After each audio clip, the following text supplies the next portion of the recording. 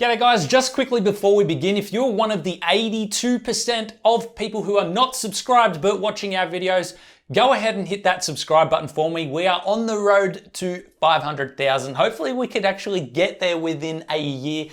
It's a big ask, but we are looking to do it. So guys, hit that subscribe button and the bell notification. Hope you all enjoy the video. All links to the parts will be in the description. Enjoy the build.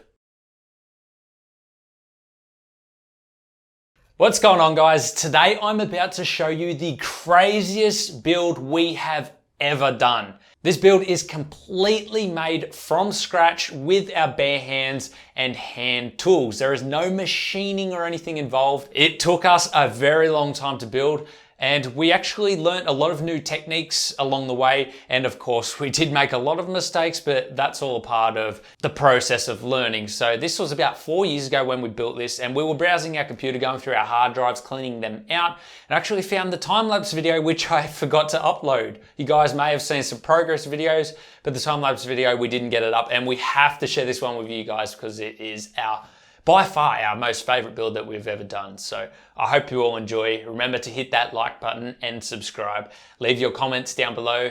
Let's get into it.